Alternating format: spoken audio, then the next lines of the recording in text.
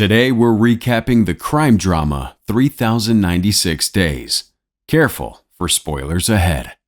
Based on a true story, the movie opens up with Natasha Kampusch skiing down a mountain seemingly alone with her thoughts. She comes to a stop at the bottom of the slope where a group of skiers passes her by, indicating she's in fact not alone. A man stops next to her and their eyes lock for a second. He seems to understand the look she's giving him and takes her to the bathroom where he first checks for other occupants. Seems like nobody's there, so he allows Natasha inside while he waits by the door. Natasha's in her stall when she hears another woman in the bathroom that the man did not initially see. She hurries to get dressed and hesitantly follows her to the sinks. Looking to make sure the man wasn't watching, she approaches the woman and asks for help, telling her name, Natasha Kampusch. Flashback. A younger Natasha is dancing at the bar with her father. Her father seems to be very intoxicated and proposes a toast with his friends. The night goes on, and Natasha is seen wandering outside the bar alone. She tries to tell her father that it's getting late and that her mother will worry, but he laughs it off, promising to leave soon. Natasha wakes up the next day with her mother yelling at her to get up. Her mother tells her to put on the dress that she made for her, but Natasha is convinced that it makes her look fat. Her mother simply tells her to not eat so many biscuits, indicating a non-empathetic relationship between the two. Natasha puts on the dress. Natasha's mother's yelling at her to hurry, insisting that she'll be late to work. Natasha mopes to the table, indicating that she's tired. After staring at her for a second, her mother confronts her about her dad taking her to the bar. She frustratingly claims that the bar is no place for children. She threatens Natasha that if her father takes her home late one more time, she will not be allowed to see him again. Natasha tries to protest, but her mother slaps her in response. Stunned, Natasha silently walks away without a word, leaving for school. Her mother tries to apologize, but Natasha continues to walk away. On the way to school, Natasha's walking alone. Some kids play in a park, but she walks right by them. As she walks down the street, a man steps out of a white van and forces her into the car. Natasha screams for help, but nobody's there to listen. He hits her, knocking her unconscious. Cinema recap here. We've got a little challenge that'll take 5 seconds, and it will change your life forever. You ready? All you gotta do is like, subscribe, and hit that notification bell, and you'll receive 10 free years of good luck. It's as simple as that. And drives away. Another little girl is across the street, stunned at what she just witnessed. The man takes Natasha to his gated home, where he carries her to a small room with only a sink and a toilet. He locks the room behind him and crawls out of the hole in the wall where he's hidden her. Then he closes the wall, as well as the basement that the room seems to be in. Natasha wakes up in the small room, confused about her whereabouts. She tries to call out for help through the door, but there's no one there. She stares at a small vent in the room that gives her air before giving up. The man returns to the room with a mattress, food, and water. She tells him she wants to see her mom, but he ignores her and shuts the door on her. Natasha tries screaming for help through the vent in the room, but nobody could hear her. Eventually, it gets late, and she gets ready for bed.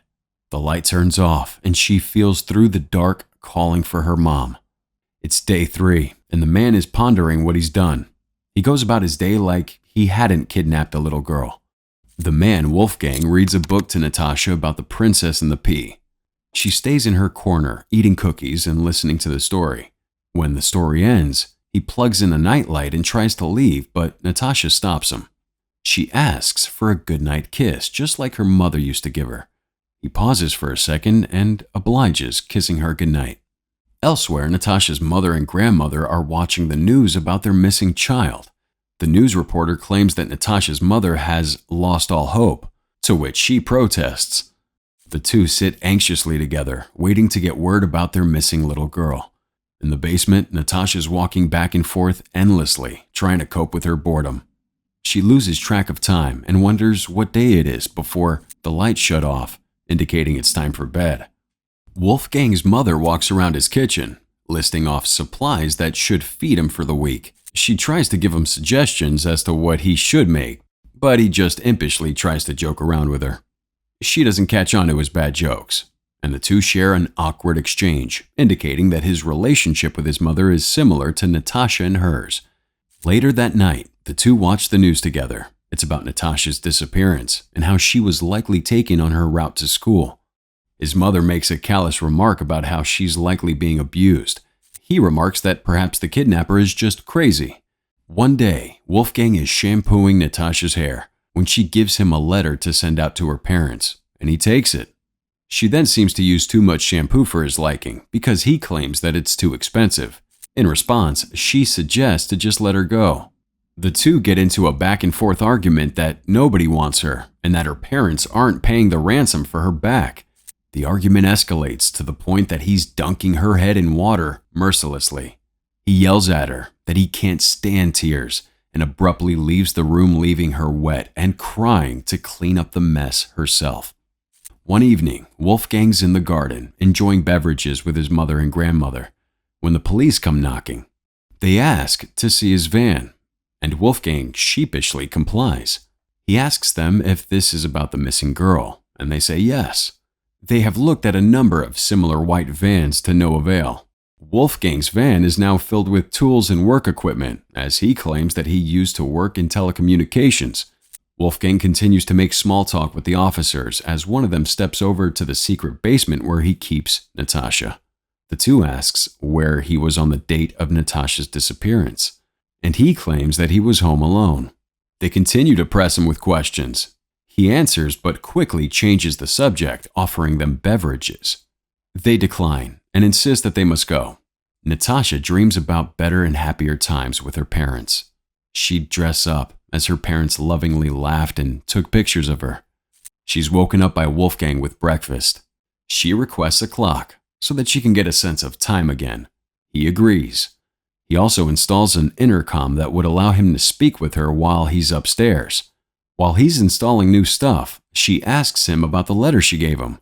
She wonders if he sent it out like she requested, to which he lies and tells her yes.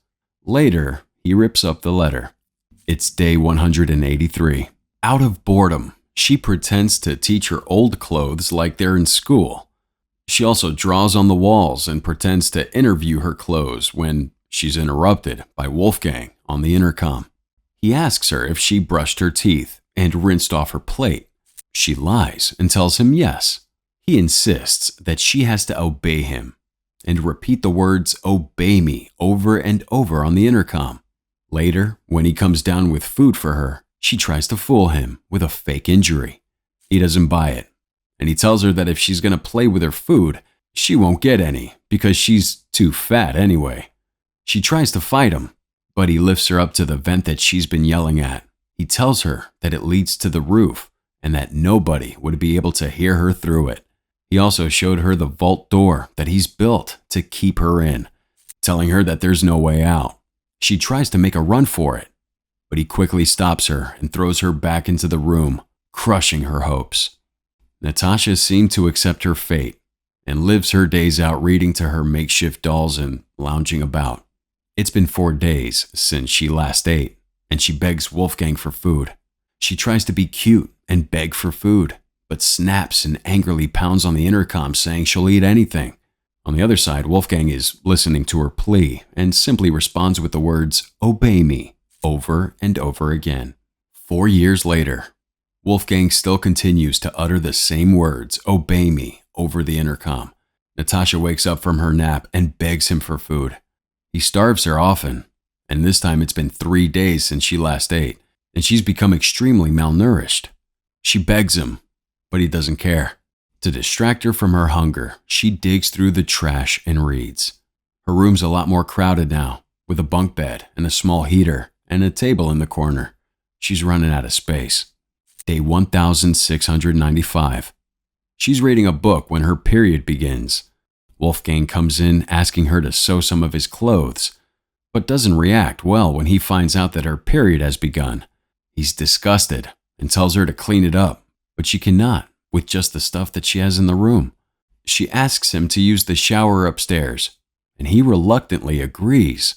When she comes out of her room for the first time, she's in awe at the sunlight shining into the basement. He tells her not to try anything, because he's lined the windows and doors with explosives if she tries anything. Seeing everything for the first time slightly overwhelms her, but she promises to do as she's told. She's taken to the bathroom, where she must shower with him watching. One day, Wolfgang's mom is taking care of him again. She loads his dishwasher and tells him to do the dishes. He agrees and walks her out, but she stops at the door and asks him if he has a girlfriend. Confused, he denies any relationship. She pulls a single blonde hair from his shirt and tells him that Grandma was beginning to worry that he was gay. A little frazzled, he assures her that he's straight. Later, he takes Natasha upstairs to shave her head. She cries sadly, and the two hang out upstairs in the kitchen together. Day 1837. It's Christmas now, and Natasha has a radio in her room to listen to. She has a tree and makeshift decorations. She listens to music and wraps a present. Wolfgang comes down with food, a camera, and a gift for her. It's a Walkman so that she can listen to music in the dark, as well as a bunch of books for her to read.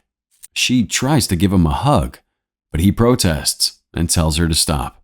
In light of the holidays, she asks him if she could know where her family is. This upsets him, and he tells her that he is her family now. Because of this, he gives her a completely new name.